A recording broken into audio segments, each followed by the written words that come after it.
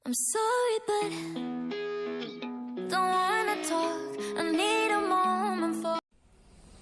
Assalamualaikum warahmatullahi wabarakatuh. Selamat pagi adik-adik.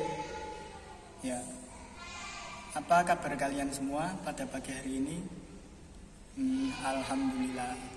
Itu di belakang kok ada bangku yang kosong, ada 1, 2, 3. Itu kemana itu? Ada yang tahu? Oh, ya. Kalau gitu kita doakan dulu semoga teman-teman kita bisa cepat sembuh. Al-Hadiniyah bibarakati Al-Fatihah. Ya. Sebelum kita memasuki materi pada pagi hari ini, alangkah baiknya kita berdoa dahulu. Untuk ketua kelas bisa memimpin berdoa. Silakan. Ya. Amin. Nah, sebelumnya ini apakah ada yang sudah tahu mengenai sholat? Kalau belum, ini saya jelaskan. Sholat adalah sebuah tindakan atau kegiatan yang diawali dengan takbiratul ihram dan diakhiri dengan salam. Atau secara bahasanya itu sholat adalah sebuah doa.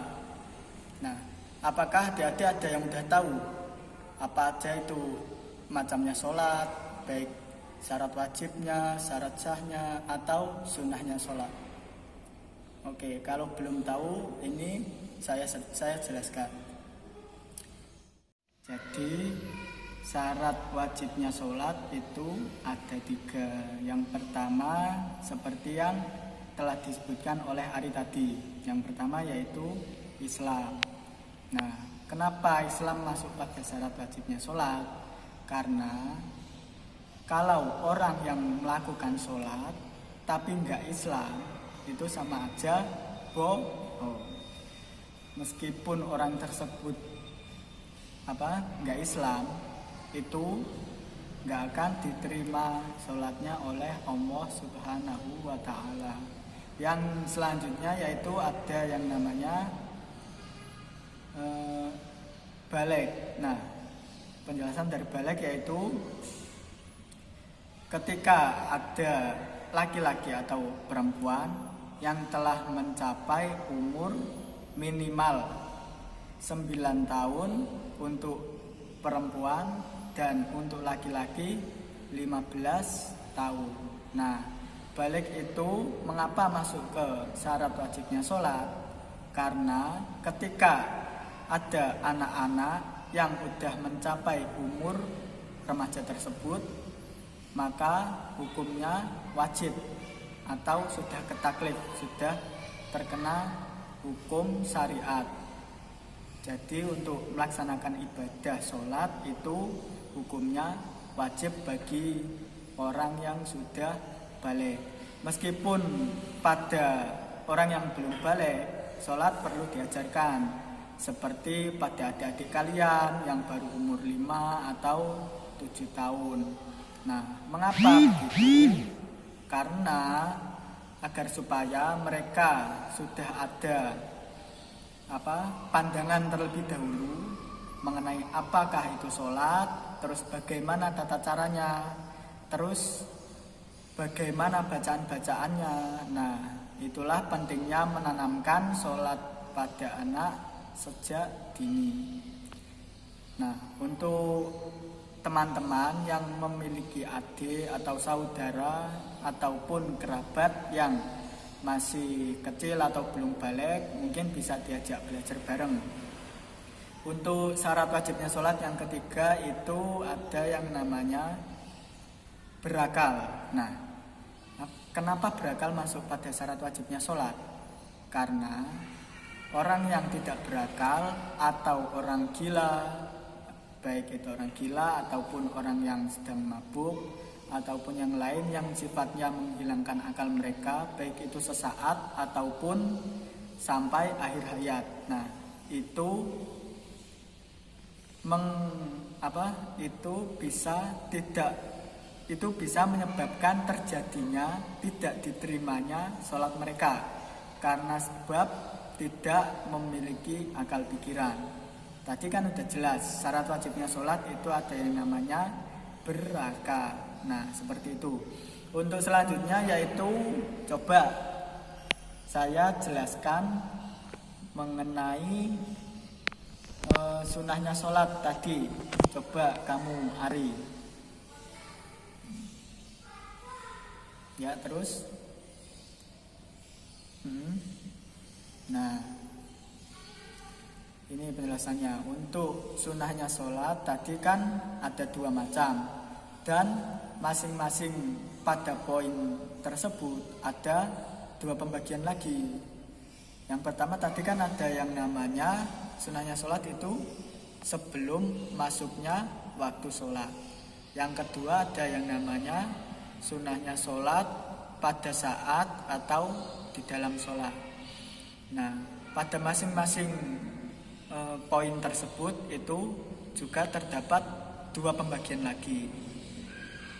Yang pertama tadi kan ada yang namanya sunahnya sholat sebelum masuk waktu sholat itu ada 2. Yang pertama ada yang namanya adzan.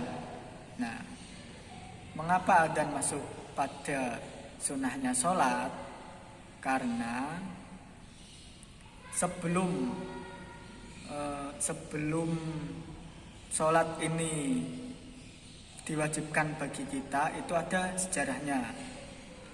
Nah sejarah adzan itu masuk pada bab sunahnya sholat itu ketika pada zaman Rasulullah, yang mana adzan dikumandangkan oleh sahabat Nabi yang bernama Bilal bin Rabah. Nah yang kedua itu ada yang namanya iqomah. Nah untuk adzan dan iqomah itu satu paket. Adzan dilaksanakan di awal dan iqomah itu setelah adzan. Untuk sahabat yang sering melakukan adzan itu sahabat Bilal bin Rabah. Nah ketika sahabat Bilal bin Rabah itu menjumpai Rasulullah sedang gerah atau sakit, nah beliau ini sudah memiliki pikiran atau firasat bahwa Rasulullah akan pamit untuk pindah ke alam baqo. Nah setelah Rasulullah wafat, sahabat Bilal berhenti mengumandangkan adzan karena sebab ditinggal oleh Rasulullah. Beliau itu sangat mencintai baginda Rasulullah sampai-sampai beliau berhenti melakukan adzan ketika ditinggal oleh Rasulullah.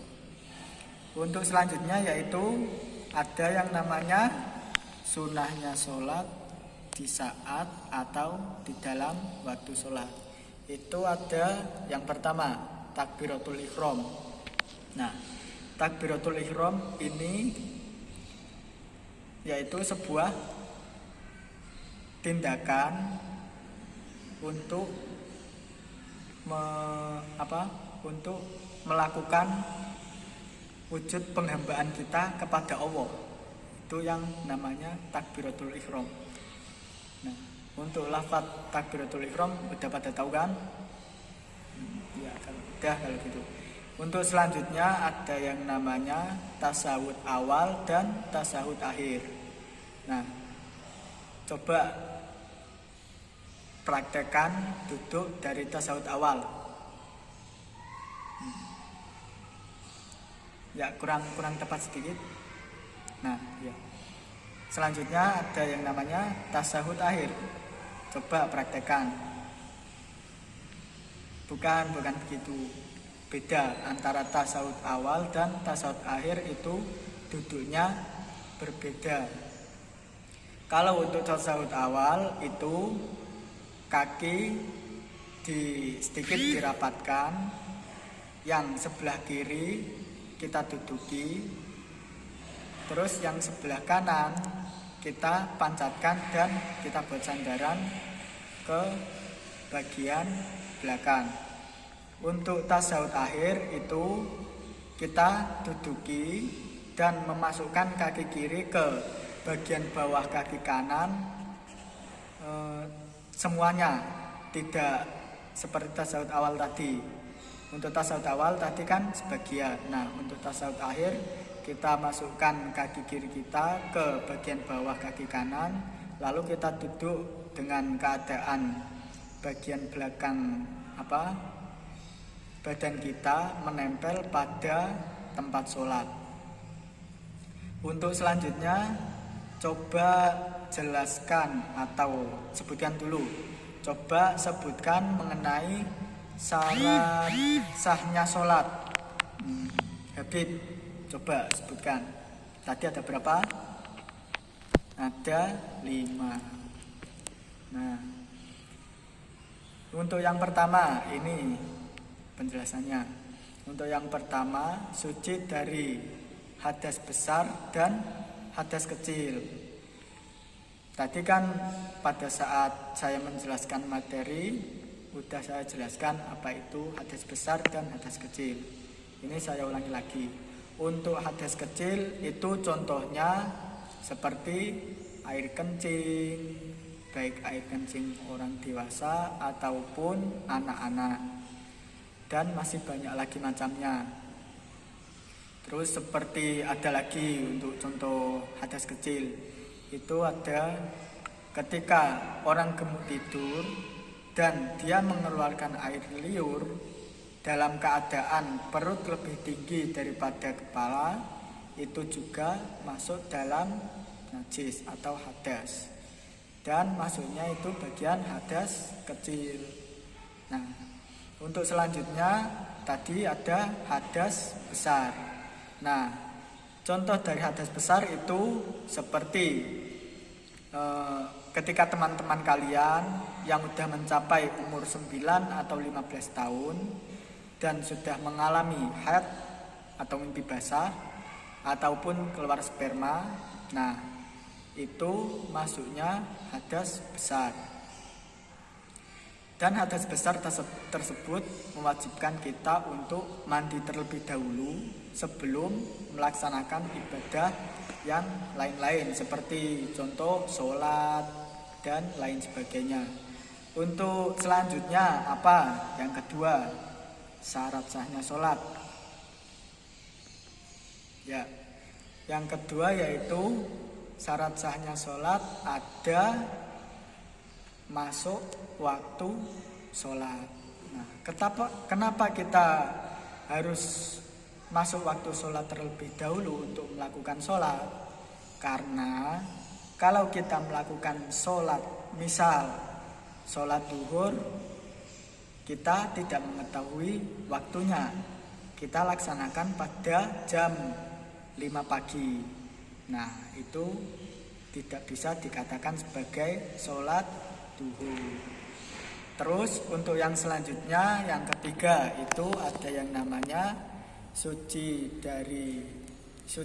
pakaian yang dikenakan itu harus suci juga. Nah, kenapa harus suci? Karena Allah itu suci. Allah suka dengan hal yang suci-suci atau yang bersih. Untuk selanjutnya, bagian dari syarat sahnya sholat itu ada yang namanya sucinya tempat untuk kita melaksanakan sholat. Nah, ketika ada tempat atau ruangan kita akan melakukan sholat itu dalam keadaan kotor, sebisa mungkin kita bersihkan terlebih dahulu. Baik itu ada kotoran cicak atau kotoran hewan lain. Nah, kita sucikan terlebih dahulu. Untuk selanjutnya yaitu menghadap kiblat. Nah, sebelum kita lanjut ke pembahasan berikutnya, coba saya minta salah satu dari teman-teman untuk mempraktekkan praktek sholat subuh yang sedikit rakaatnya. Coba saudara Lutfi, coba praktekkan gerakan sholat subuh. Mulai dari takbiratul ihram sampai salam. Syukur bisa ditambah dengan doa kunutnya.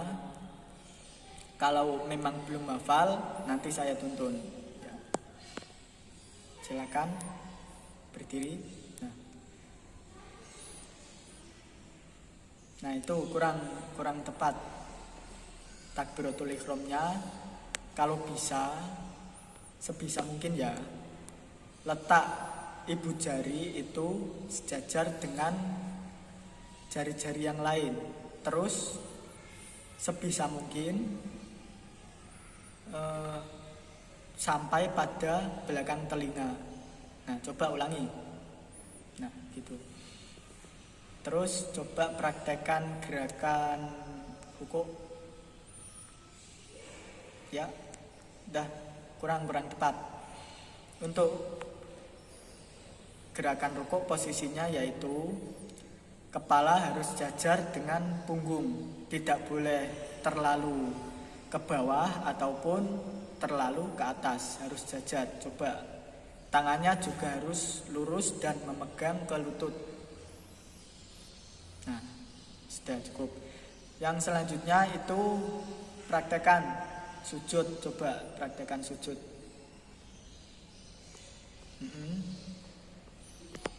Nah, itu untuk kakinya bisa lebih dibenahi lagi. Sebisa mungkin untuk kaki bagian jari-jari itu dalam keadaan bahasanya itu mancat. Nah, jangan gitu. Jangan gelembreh gitu.